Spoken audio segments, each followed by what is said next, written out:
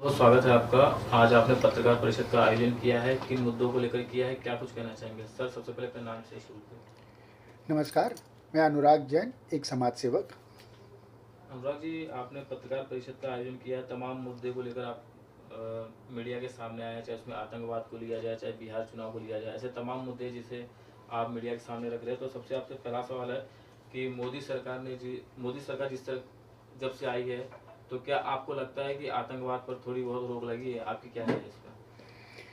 जी, बिल्कुल मुझे ऐसा लगता है कि आतंकवाद पे अच्छी तरीके से अंकुश लगाया गया है मोदी सरकार द्वारा।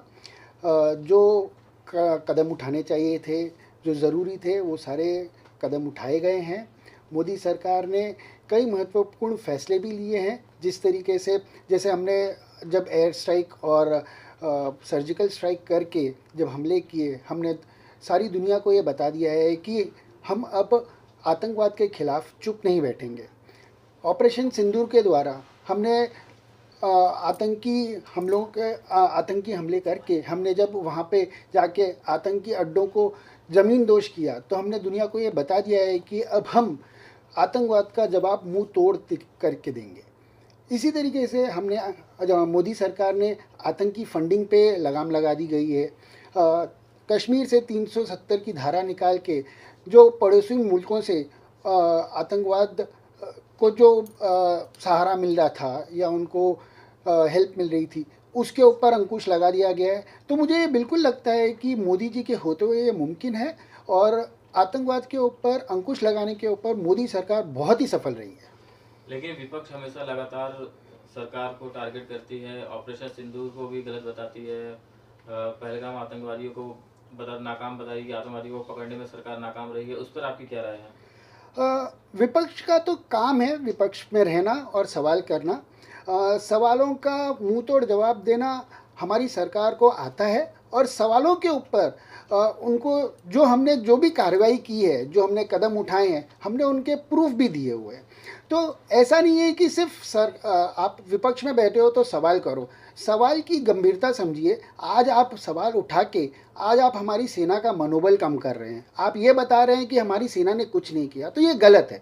तो विपक्ष को शायद ये समझना चाहिए कि उनको सटीक सवाल करने चाहिए या उनको सही सवाल करने चाहिए। उल जलूल कोई भी सवाल करने से कोई मतलब नहीं होता। अगला सवाल सर आपसे है, सुप्रीम कोर्ट की टिप्पणी के बाद भी सेकुलर और सोशलिस्ट ऐसे शब्द पर चर्चा शुरू हो रही है, क्या कुछ कहना चाहेंगे? सबसे पहले तो हमको ये समझना चाहिए कि सेक्युलर और सोशलिस्ट शब्द हमारे संविधान जो डॉक्टर बाबा साहेब अम्बेडकर जी ने बनाया था, उसके अंदर ये शब्द नहीं थे। 1976 इमरजेंसी में इंदिरा गांधी की सरकार ने ये दो शब्द अपने फ़ायदे के लिए, अपनी सरकार को बचाने के लिए, ये शब्दों को हमारे संविधान में जोड़ा गया। अगर ये शब्दों को जब उस समय किसी कारणवश जोड़ा गया, आज अगर वो कारण हमारे किसी काम का नहीं है, क्योंकि अगर आप देखेंगे मोदी सरकार द्वारा या मोदी जी द्वारा जितने भी काम किए गए हैं, हमने कोई जाति या धर्म को ध्यान में रखते हुए नहीं किए, हमने भारत की नागरिक के लिए किए हुए। तो सोशलिस्ट और सेक्युलरिज्म तो हम मोदी सरकार जी के काम में दिखता है, तो उसके ऊपर अगर हम चर्चा कर रहे हैं तो मेरे ख्याल से लोकतंत्र में कोई उसकी हानि नहीं होगी। और जहाँ तक ये सवाल है कि हमारी सुप्रीम कोर्ट ने ये फैसला किया है, तो सरकार का सुप्रीम कोर्ट का हम बिल्कुल सम्मान करते हैं, लेकिन हाँ, चर्चा का विषय है, चर्चा करनी चाहिए। सर, अगला सवाल आपसे है, जैसे कि देश में तमाम धर्मगुरु हैं, अलग अलग बयान देकर विवादों में रहते हैं। हाल ही में अनिरुद्धाचार्य जी ने बयान दिया, फिर बाबा बागेश्वर जी ने बयान दिया, उस पर आपकी क्या राय है? क्या ऐसे बयान देना सही है? बागेश्वर बाबा जी ने जो बयान दिया है, बल्कि बयान नहीं, मुझे तो ये लगता है कि उन्होंने ये एक टिप्पणी की है, उन्होंने एक विचार आगे प्रकट किया है। जो भारत में रह रहे हिंदू हैं या भारत से बाहर रह रहे हिंदू हैं, इन्हें यह जानना ज़रूरी है कि हिंदुत्व आज किस हालत में है या उसको देश भर में किस तरीके से देखा जाता है। तो अगर वो जाके हिंदुत्व का परचम कर रहे हैं, हिंदुत्व के बारे में बातें कर रहे हैं, तो इसमें कोई गलत नहीं है। आज हम हिंदू देश में रहते हैं, और हम सब हिंदुओं को एक साथ होके ये ज़रूर सोचना चाहिए कि ये ऐसे कौन लोग हैं जो हमारी एकता को तोड़ रहे हैं। तो शायद हमको एक साथ जुड़कर हमारी एकता का प्रदर्शन करना चाहिए। हमें एकजुट होकर हमारी देश की एकता, अखंडता को मजबूत करते हुए हिंदू राज्य बनाना चाहिए। जैसे अभी हाल ही में उत्तर प्रदेश में एक छांगुर बाबा पकड़ाए गए थे, इस्लामीकरण करने के लिए लोगों को धर्मांतरित कर रहे थे, उस पर आपकी क्या राय है? देखिए, हमारा संविधान तो सब धर्मों को सम्मान मानता है, लेकिन छांगुर बाबा जैसे लोग जो ज़बरदस्ती या लालच दे के या आपको बहका के इस तरीके से अगर धर्म परिवर्तन करते हैं, ये सही नहीं है। मैं इसका विरोध करता हूँ। छांगुर बाबा जैसे लोगों के ऊपर जब उनको पकड़ा गया तो उनके ऊपर हमारी सरकार कार्रवाई कर रही है, उनकी प्रॉपर्टी को सीज़ कर दिया गया है, उनके बैंक अकाउंट्स को सीज़ कर दिया गया है।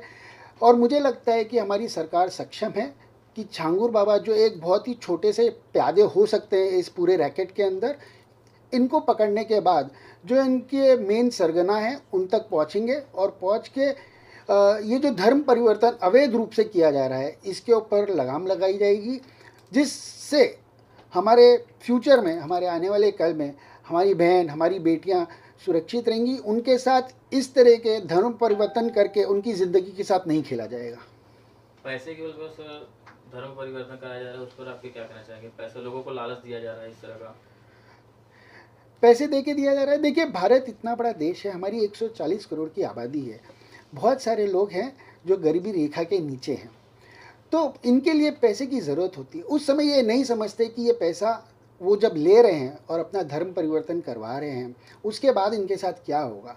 पैसे उस समय तो बहुत अच्छे लगते हैं बिकॉज उस समय उनको ज़रूरत होती है, लेकिन बाद में जब उनके साथ गलत काम कराया जाता है या उनको बोला जाता है कि इस तरीके से आप दूसरे धर्म का पालन कीजिए या मुसलमान धर्म का, इस्लाम धर्म का पालन कीजिए, और कई चीज़ें जो उन्होंने आज तक अपनी ज़िंदगी में नहीं की है वो सब करने पे मजबूर किया जाता है, तब उन्हें पता चलता है कि ये उन्होंने गलत कर दिया।